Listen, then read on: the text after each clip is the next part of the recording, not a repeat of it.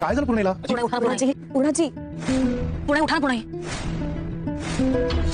पुण्याची अगं उठ ना पुण्याची. काय झालं पुणेला? बघा ना बाबा अचानक बोलता बोलता कोसळल्या.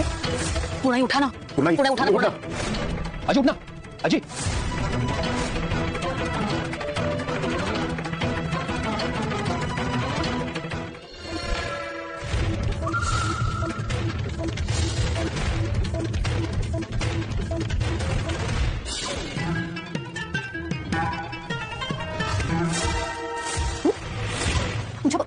कॉन्स्टेबल लवकर इकडे या. मला घ्या मुलीबरोबर 1 सेकंड सुद्धा ऐकलं. तुला काय वाटलं मला तुझ्यासोबत करायची हौस आहे? तू बंद ठेवा प्रिया तुझा. आज तुझ्यामुळे इथे माकडीची आणि तिच्या पिलांची गोष्ट ऐकवली होतीस मला. काय म्हणाली होतीस? ती दामिनी माझ्याशी कसं वागेल? ती दामिनी नाही तू माझ्याशी कसं वागलीस. नाका तोंडात पाणी गेल्यानंतर तोंडावर. नमस्कार प्रेक्षकांनो, ठरलं तर मग मालिकेच्या आजच्या भागामध्ये आपण पाहणार आहोत की पूर्णाजीला अचानक चक्कर आल्यामुळे पूर्णाजी आता चक्कर येऊन कोसळलेली असते. त्याच वेळेला सगळेच जण पूर्णाजीला उठवायचा प्रयत्न करतात, पण पूर्णाजीला काही जाग येत नसते. म्हणून घरात सगळेच जण अस्वस्थ असतात. कल्पना सायलीला विचारते, सायली तू काही बोललीस का? सायली म्हणते की नाही, खरं तर ना मी त्यांच्या मागे येऊन उभी होती. त्यांना असं वाटलं होतं की तुम्हीच त्यांच्या मागे आहात आणि त्या त्यांचं मन मोकळं करत होत्या आणि अचानकच त्या जागेवरच कोसळल्या, म्हणूनच तर मला टेन्शन आलं. असं देखील आता सायली जी आहे ती बोलत असते. दुसरीकडे लॉकअपमध्ये आधी साक्षी असते. त्याच लॉकअपमध्ये प्रियाला आणून सोडलं जातं. प्रिया आणि साक्षी या दोघी एक दुसरीकडे बघत नसतात. त्यांना माहित नसतं की दोघी एकाच लॉकअपमध्ये आहेत. जेव्हा साक्षी आणि प्रिया टर्न मारतात ना, तेव्हा दोघीही एकमेकींकडे पाहत असतात. जेव्हा त्या दोघांनाही कळतं या दोघीही जणी एकाच लॉकअपमध्ये आहेत म्हटल्यावर मात्र साक्षीचं डोकं सटकतं. साक्षी म्हणते तू इथे, तर इकडे दुसरीकडे प्रिया म्हणत असते की तू इथे. मग आता प्रिया ही खूप जास्त वैतागलेली असते. साक्षी ही खूप चिडलेली असते आणि साक्षी म्हणत असते की बघितलंस का, आज तुझ्यामुळे ही वेळ आली आहे. तर आता प्रिया साक्षीला म्हणते आज तुझ्यामुळे ही वेळ आली आहे, मला इथे राहायला लागतंय, मी तर किती स्वप्न पाहिली होती असं प्रिया म्हणते. तर प्रियाला असं म्हटल्याबरोबर साक्षी म्हणते कसली स्वप्न ग? तू या ज्या जेलमध्ये राहतेस या जेलमध्ये राहायची स्वप्न पाहिली होतीस का? हे जेल म्हणजे तुला काही सोन्याचा बंगला वाटला, वरती सोन्याचं छप्पर, खाली चांदीची गादी, हे सगळं वाटतंय का तुला इथे आल्यावर? बघतेस ना, मला कोर्टात बोलावं लागलं तसं, पण त्यावेळेला तू ती बाजू सावरून घ्यायला हवी होती, पण नाही, तिथे गुन्हा कबूल करून बसलीस. तुझं ना खरंच सगळं काही वेगळं आहे, पण जराही समजून घ्यायचं नाही हे तू ठरवलंच होतंस आणि सगळं काही माझ्यावर आरोप टाकून दिलेस. आणि जेव्हा हे सगळे आरोप तू माझ्यावर टाकलेस तेव्हा जराही विचार केला नाहीस. तुला फक्त आणि फक्त स्वतःच महत्त्व दिसत होतं. स्वतःला कसं या सगळ्यातून बाहेर काढता येईल याचाच विचार तू करत होतीस.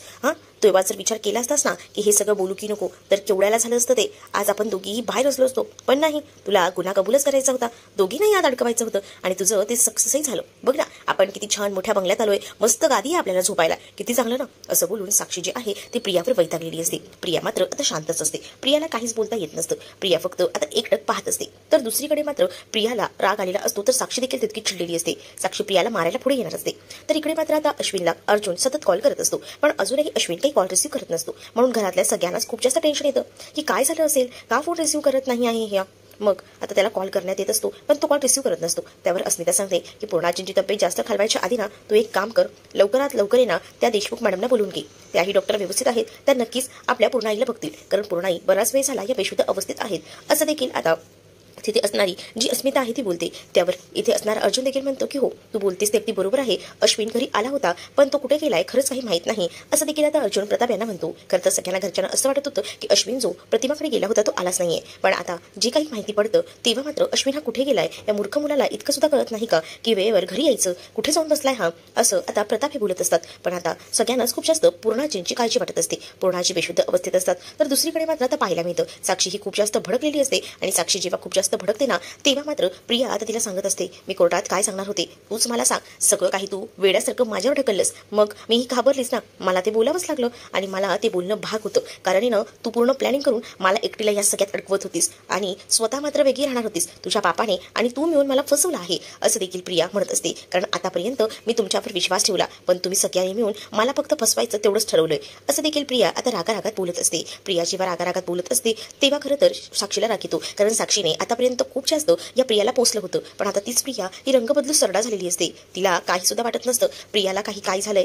आता साक्षीला ही खूप ओरडू लागते आणि तिला म्हणते की आज मी इथे नसले असते, पण तुझ्यामुळे मला इथे राहावं लागले, नाहीतर बघ या सगळ्यांना कसं उद्ध्वस्त केलं असतं ते, असं देखील आता ती म्हणत असते. प्रियाला तर 7 वर्ष सजा झालेली असते, पण ही सजा जी आहे ती मात्र साक्षीला तब्बल 14 वर्ष झालेली असते आणि त्यामुळे साक्षी जी आहे ती पूर्णपणे कोलमडून जाते. तर दुसरीकडे साक्षी प्रियावर हात उगारणार तितक्यातच तिथे आता अश्विन आलेला असतो आणि अश्विन हे सगळं चाललेलं पाहतो. जेव्हा अश्विन हे सगळं पाहतो ना तेव्हा खूप जास्त भीती जी आहे ती आता वाटू लागलेली असते, ती म्हणजे अश्विनला. कारण प्रियाचे किती हाल होत आहेत हेच तो पाहत असतो. पण प्रिया मात्र आता विचार करते की एवढं सगळं होऊन सुद्धा हा अश्विन माझ्या बाजूने आहे, याचा अर्थ नक्कीच तो मी माझ्या बाजूने वळवलं तर तो येईल. तर तिकडे डॉक्टर चेक करायला आलेले असतात. पूर्णाजींचं चेकअप होतं. पूर्णाजींना चेक केल्यानंतर डॉक्टर सांगत असतात की त्यांचा बीपी वाढला होता ना, म्हणून त्यांना अचानक ही चक्कर आलेली आहे. काळजी करण्यासारखं काही नाही आहे. त्यांना औषधं तर दिलेली आहेत, पण त्यांना स्ट्रेस येईल असं काही वागू नका असं देखील डॉक्टरांनी आता पूर्णपणे सांगितलेलं असतं. जेव्हा डॉक्टरांनी ही गोष्ट सांगितलेली असते तेव्हा मात्र घरात सगळेच जण ठरवतात की नाही, पूर्णाजींकडे विशेष लक्ष द्यायचं. त्यावर मात्र एक औषध जे आहे ते त्या लिहून देतात आणि त्या आताच्या आता त्या गोळ्या त्यांना द्या, म्हणजे त्यांना लवकर बरं वाटेल असं देखील सांगितलं जातं. डॉक्टर आता औषध वगैरे सगळं काही लिहून देतात आणि त्यानंतर अर्जुन जो आहे ते औषध आणण्यासाठी आणि डॉक्टरांना सोडण्यासाठी आता बाहेर निघालेला असतो. पूर्णाजींची ही अवस्था बघून अर्जुन जो आहे तो सुद्धा कोलमडलेला असतो. तो दुसऱ्याकडे सायलीला सुद्धा खूप जास्त वाईट वाटत असतं. तर इकडे आता पाहायला मिळतो अश्विन, हा मूर्ख अश्विन जो आहे ना तो बायकोच्या प्रेमात इतका वेडा झालेला असतो की तो आता चक्क जेलमध्ये त्या प्रियाला भेटायला गेलेला असतो आणि प्रियाला म्हणत असतो की तू काळजी करू नकोस, तुला इथेही त्रास होतोय मला कळतंय, पण तू आता टेन्शन बिलकुलही घेऊ नकोस, तुझ्यासोबत मी आहे, तुला कधीही एकटं पडू देणार नाही. त्याच वेळेला प्रियाच्या लक्षात येतं की हा मूर्ख अश्विन अजूनही आपल्या बाजूनेच आहे. म्हणजे सुभेदार कुटुंबीय जरी माझ्या बाजूने नसतील तरी अश्विन अजून माझ्या बाजूने आहे, त्यामुळे आपण नाटक हे असंच कंटिन्यू ठेवायला हवं. असंच प्रिया आता मनातल्या मनात बोलत असते. जेव्हा प्रिया हे सगळं काही मनातल्या मनात बोलते ना तेव्हा मात्र आता इकडे जो अश्विन असतो तो खूप जास्त रडत असतो. त्याला सुद्धा आता त्रास होत असतो, कारण त्याला हेच वाटत असतं ना की आपल्या बरोबर असणारी ही प्रिया आपल्याला सोडून या तुरुंगात राहते, तिला सुद्धा खूप त्रास होतोय. हा तिचा त्रास तो बघत असतो आणि म्हणूनच तो आता म्हणत असतो की नाही, तू रडायचं नाही, तुझ्यासोबत मी आहे. आणि असं बोलून तो आता तिला सावरू लागतो. जेव्हा तो तिला सावरतो ना तेव्हा कुठे जाऊन तिला बरं वाटतं आणि तो तिला सांगतोही, तुला जास्त दिवस मी इथे ठेवू देणार नाही, तुला लवकरात लवकर मी बाहेर काढेन असं देखील आता तरी सांगितलेलं असतं. तर या दोघांकडे रागानेच आता साक्षी पाहत असते. साक्षीला या दोघांचाही प्रचंड राग येत असतो. तर इकडे आपल्याला पाहायला मिळतं की सगळ्यांनाच आता टेन्शन आलेलं असतं की पूर्णाची कधी रिकवर होतील. आता रात्र ही खूप झालेली असते. सगळ्यांना सांगितलं जातं कल्पना की तुम्ही आपापल्या रूममध्ये जा आणि आराम करा, पण त्यातच सायली मात्र म्हणत असते की नाही, मी बसेन पूर्णाची सोबत, तुम्ही सगळीच जण जाऊन रूममध्ये जाऊन आराम करा, म्हणजे कसं तुम्हालाही त्रास होणार नाही, मी आहे पूर्णाजींजवळ असं सायली सांगते. तर सायलीचं आता सगळीच जण ऐकायचं ठरवतात. सगळीच जण सायलीला म्हणतात की ठीक आहे, तू थांबतेस ना, मग आम्ही जातो. सगळीच जण इथे थांबली तर सगळ्यांच्या झोपेचा पूर्णपणे बँड वाजेल हे सायलीला माहिती असतं आणि म्हणून सायलीने सगळ्यांना बाकीच्यांना आपापल्या रूममध्ये पाठवून दिलेलं असतं. तर दुसरीकडे महिपत जो आहे तो आता भेटायला आलेला असतो. तो म्हणजे साक्षीला तिथे असणाऱ्या हवालदारावर तो दादागिरी करत असतो, कारण त्याला काही झालं तरी लॉकअपमध्ये जाऊन साक्षीला भेटायचं असतं. कारण जेव्हा केस संपली होती, म्हणजे जेव्हा केसचा निकाल लागला होता तेव्हा त्याला साक्षीला भेटता आलं नव्हतं. आता साक्षी जेव्हा महिपतला आलेलं पाहते तेव्हा महिपतला जाऊन ती मिठी मारते आणि म्हणत असते की अण्णा मला सोडा नाही इथून, अण्णा मी खूप मोठ्या संकटात अडकलेली आहे. 14 वर्ष मी नाही राहू शकत या बंद खोलीमध्ये, तुम्हालाही माहितीये, प्लीज ना अण्णा काहीतरी करा, काही करा आणि दामिनीला सांगा माझी लवकरात लवकर सुटका करायला. त्यावर दामिनीने आपली केस सोडली असं देखील अण्णा आता साक्षीला सांगू लागतात. त्यावर साक्षीला जबरदस्त असा धक्का बसतो. साक्षी म्हणते मग आता काय. त्यावर महिपत आता साक्षीला सांगतात की तू काळजी करू नकोस, तुला मी बाहेर काढायचा प्रयत्न करेन. त्याच वेळेला मात्र इकडे असणारी प्रिया ही दोघांकडे पाहून हसत असते. प्रिया मुद्दामून हसत असते, कारण तिला जो काही साक्षीला त्रास होतोय ना हे बघूनच भारी वाटत असतं. पण दुसरीकडे मात्र या सगळ्यावर नजर जी असते ती मात्र असते तिकडच्या महिपतची. महिपत जो आहे तो आता रागानच पाहत असतो आणि त्याला प्रचंड राग येतो आणि तो बघतो तर काय, प्रिया मात्र आता खुशाल हसत आहे. तिला तर काही सुद्धा वाटत नाहीये आणि तिला फरकही पडत नाहीये की आपल्या मुलीला इतका त्रास होतोय, तिला काही सुद्धा वाटत नसते हे तिच्या तोंडाकडे बघून दिसते. तर दुसरीकडे मात्र महिपत प्रचंड खवळलेला असतो. महिपत म्हणतो की तुझी ही हिंमत झाली तिथे कोर्टामध्ये सगळ्यांच्या समोर तू म्हणालीस की माझ्या मुलीने खून केला, तुला हे बोलताना लाजही वाटली नाही का, आणि वर आता हसतेस माझ्या मुलीला, थांब आता तुला सोडत नसतो. आणि असं बोलून तिचा जोरात गळा दाबतो आणि त्याच वेळेला खूप जास्त राग त्याला आलेला असतो आणि तो सगळा राग एकत्रच तो काढत असतो. जेव्हा तो सगळा राग एकत्र काढतो ना तेव्हा प्रियाचा गळा त्याने जबरदस्त सावळलेला असतो आणि जोरात तो आता प्रियाला ढकलून देतो. प्रिया आता खाली कोसळते आणि प्रिया जेव्हा खाली पडते तेव्हा मात्र अजूनही महिपत जो आहे तो काही बोलायचं थांबलेला नसतो. महिपत जो आहे तो म्हणत असतो की बघ, लवकरात लवकर मी साक्षीची सुटका करीनच आणि तुझी सुद्धा वाट बघेन की तू कधी या जेलमधून बाहेर येतेस, पण त्यानंतर तू काही वाचणार नाहीयेस माझ्या हातात ना, तुझं फुफ्फुस आहे ना हे असं बाहेर काढेल ना की तुला श्वास घ्यायला देखील ना असा त्रास होईल, अशी तडपशील ना, असं देखील तो आता तिला म्हणत असतो. त्यावेळेला खूप जास्त घाबरलेली असते प्रिया. प्रिया म्हणत असते की नाही, काही झालं तरी मला याच्यापासून सुरक्षित राहायला हवं, परंतु महिपतने जबरदस्त अशी धमकी दिलेली असते आणि त्यामुळे आता महिपतने दिलेल्या धमकीमुळे प्रिया मात्र पुरती घाबरलेली असते. तिला आता तिचं तोंड सुद्धा त्याच्यापासून लपवायला लागत असतं, कारण या सगळ्या मनस्थितीमध्ये खूप गोष्टी अशा विचित्र घडून गेलेल्या असतात. पण तरी सुद्धा महिपत हा प्रचंड तापलेला असतो, कारण त्याच्या मुलीला जेल झालेली असते. तरी सुद्धा ही प्रिया जी आहे ती आता रडत असते. प्रिया रडत असताना त्याला खूप जास्त आनंद होत असतो. तू आता महिपतने पूर्ण ठरवलेलं असतं की काही झालं तरी सुद्धा या प्रियाची सुटका करायची नाही आणि जरी ही बाहेर आली तरी सुद्धा हिला जीवानिशी संपवायचं हे तर त्याने पूर्णपणे तय केलेलं असतं, कारण या सगळ्याचा त्याला खूप जास्त मनस्ताप होत असतो. दुसऱ्याकडे आता जे आपले रविराज असतात त्यांनी आता त्यांच्या कलिगना कॉल केलेला असतो. खरं तर त्यांना जी काही घटना असते, म्हणजेच जेव्हा जेव्हापासून त्यांच्या आयुष्यात तन्वी आलेली आहे आणि ती कशा पद्धतीने आतापर्यंत खोटं बोललेली आहे, हा सगळा प्रसंग जो आहे तो त्यांच्या डोळ्यासमोर येत असतो. त्यांच्या डोळ्यासमोर ती घटना हलायचं काही नाव घेत नसते. आणि त्याच वेळेला मात्र आता हा सगळा प्रसंग जेव्हा घडत असतो तेव्हा त्यांच्या लक्षात येतं की मी उगाच तन्वीवर विश्वास ठेवला आणि तन्वीला सपोर्ट करत राहिलो असं देखील आता त्यांना वाटत असतं. म्हणूनच त्यांनी आता त्यांच्या मित्राला कलिकला कॉल केलेला असतो. त्याच वेळेला आता तू हे पेपर रेडी कर असं देखील सांगितलेलं असतं. तर इकडे मात्र प्रतिमाला जाग येते आणि प्रतिमा म्हणते की काय झालं आहे, इतक्या रात्री कोणाशी बोलत होतात. त्यावर रविराज सांगतात की मी माझ्या कलिकसोबत बोलत होतो. काय बोलणं झालं, जे इतके वर्ष मी करायला हवं होतं ते आता मी करतोय. खरं तर ना खूप उशीर झालाय, पण आता अजूनही वेळ आहे, ते मला करायलाच हवं असंच आता ते म्हणू लागतात. आणि त्याच वेळेला आता प्रतिमाला टेन्शन येतं की हे कशा संदर्भात बोलत आहेत नेमकं. म्हणूनच प्रतिमा जी आहे ती आता पाहत असते. तर दुसरीकडे सकाळ झालेली असते तरी सुद्धा आता सायलीला काही जाग येत नाही. 8 वाजलेली असतात. अर्जुन दोघांसाठीही कॉफी घेऊन येतो. जेव्हा अर्जुनने आता दोघांसाठी कॉफी आणलेली असते तेव्हा सायली विचारते की किती वाजले आहेत. त्यावर अर्जुन सांगतो की 8 वाजले. त्यावर सायली कसली थांबते. सायली जी आहे ती ताबडतोब अर्जुनच्या समोरूनच किचनमध्ये जायला निघते आणि त्याला म्हणते की इतका उशीर झालाय, बापरे, आई बाबांना काय वाटेल माझ्याबद्दल, मी त्यांचा नाश्ता सुद्धा रेडी केलेला नाहीये. दुसरीकडे प्रतिमाने उपमा केलेला असतो तर दुसरीकडे थालीपीठ बनवायचं असं सुमन म्हणत असते. पण प्रतिमा म्हणते की नको गो, त्याची काहीच गरज वाटत नाहीये मला, कारण मी पूर्ण तयारी केली आहे. तर तेवढ्यातच दारावर एक माणूस आलेला असतो आणि त्याने आता लेटर आणलेलं असतं आणि ते लेटर सरांनी दिले असं सांगतो. त्यावर लगेच रविराज ते लेटर हातात घेतात आणि त्या समोर असलेल्या माणसाला थँक्यू म्हणतात, कारण ते लेटर त्यांनीच मागवलेलं होतं आणि त्यांनी आता ठरवलेलं असतं की काही झालं तरी सुद्धा आपण या सगळ्यातून मोकळं व्हायचं. तर दुसरीकडे मात्र सगळ्यांनाच टेन्शन आलेलं असतं की नेमकं रविराजांच्या मनात चाललंय तरी काय, रविराजांनी ह्यांना का बोलवलं असेल आणि या कशा संदर्भातलं लेटर असेल, यासारखे अनेक विचार सगळ्यांच्या डोक्यात येत असतात. नागराज शेवटी कंटाळून विचारतोस की काय झालं दादा, या कशा संदर्भातलं लेटर आहे. तर त्यावर रविराज सांगतात की इतके दिवस जी गोष्ट करायची होती ती गोष्ट मी आता साध्य केलेली आहे. त्याच वेळेला रविराजांना विचारलं जातं की नेमकं काय. त्यावर रविराज म्हणतात की माझ्याकडनं चूक झाली, इतके दिवस मी प्रियाचीच म्हणजे तन्वीची केस लढत होतो, पण नाही, आता मी ठरवलंय की या केसमधून मी माघार होणार आहे आणि मी केस दुसऱ्या वकिलाच्या हाती सुपूर्द करतोय. त्यासाठी हे एनओसी लेटर बनवलं होतं, त्या संदर्भातले हे पेपर्स आहेत असं देखील रविराज आता सांगू लागतात. जेव्हा रविराजांनी केस सोडलेली असते ही गोष्ट आता घरात सगळ्यांनाच कळालेली असते ना, तेव्हा मात्र सगळ्यांनाच खूप मोठा धक्का बसतो, खास करून प्रतिमा आणि सुमनला. म्हणजेच रविराजांनी ही केस सोडली म्हणजे आता काही खरं नाहीये हे देखील प्रतिमा आणि सुमनला कळून चुकलेलं असतं. तर दुसरीकडे आता जेव्हा ती खाली येते, सायली इकडे तिकडे पाहते.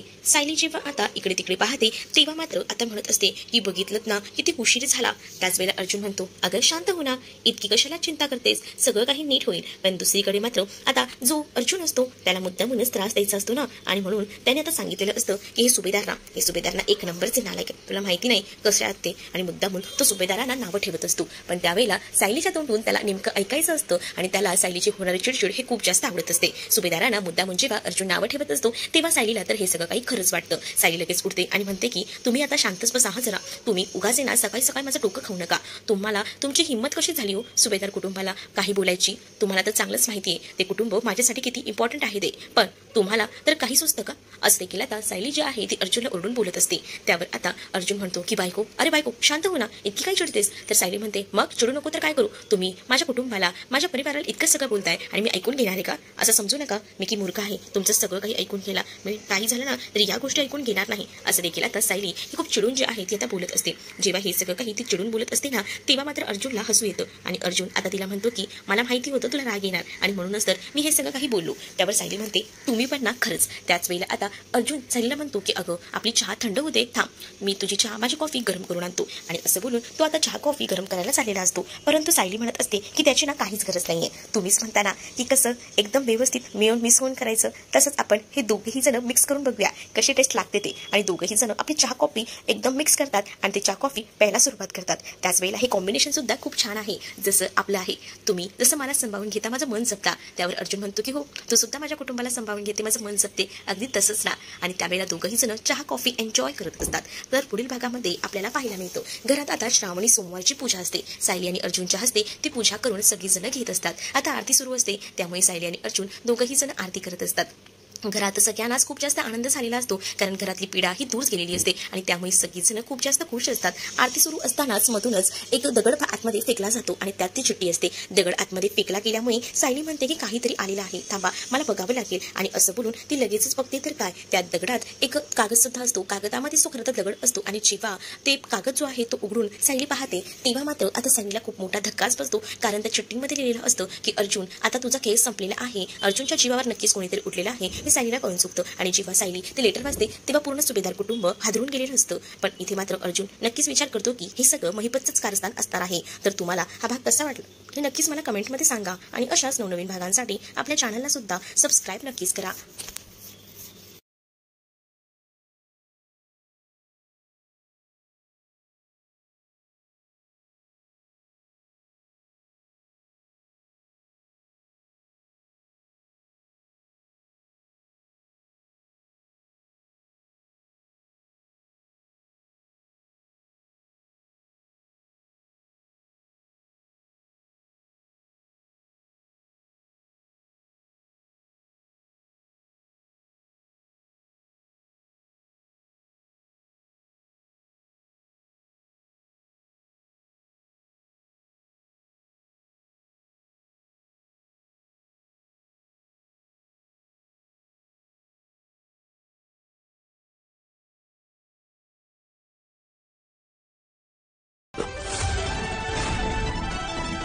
मी तन्वीच्या केसची एनओसी दुसऱ्या वकिलाला देतोय.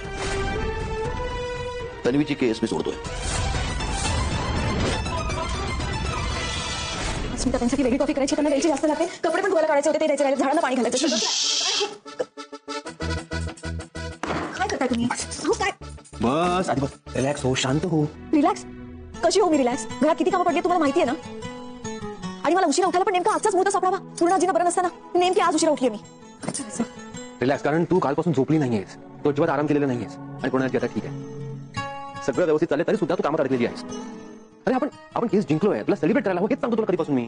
नाही हो, जोपर्यंत घरातल्या सगळ्यांचे चेहरे पडलेले आहेत ना तोपर्यंत मला काहीही सुचणार नाही.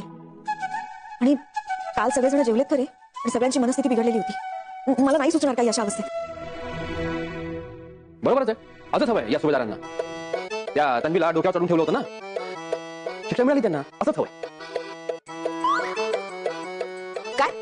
काय म्हणाला तुम्ही आता? नाही म्हणजे मी ह्या घरात येण्या आधीपासून हे कुटुंब तुमचंच आहे ना. तुम्ही याद राखा माझ्या कुटुंबाला काही बोललात तर. गाठ माझ्याशी याद राखून ठेवा. तुम्ही चेष्टा करता माझी? ऑफकोर्स. तुझ्या घरच्यांबद्दल कोणी काही बोललं ना तर तुझे गाल असे लाल लाल होतात रागाने. ओके नाही? Sorry sorry sorry sorry. कशी असते घरच्यांबद्दल एकदम इमोशनल पण शत्रूंबद्दल एकदम प्रॅक्टिकल. तुम्ही नाही का इतर सगळ्या विषयांच्या बाबतीत अगदी प्रॅक्टिकल, पण आपल्या माणसांच्या बाबतीत खूप हळवे आहात तुम्ही. येस, म्हणून तर आपण परफेक्ट मॅच आहोत. चैतन्य म्हणतो ना काय ते हा हॅशटॅग साजून बघ, आपण बोलत बसलो आणि चहा थंड झाला तुझा. गरम करतो परत. एक मिनिट. तुम्ही नेहमी म्हणता ना आपण एकमेकांना पूरक आहोत, मग तशीच ही कॉफी आणि चहा पण आहे. आणि अशा गोष्टी नेहमी एकत्र राहायला हव्यात. विसरलात का मारामारी? होऊन जाऊ द्या एक एक. येस. चेक.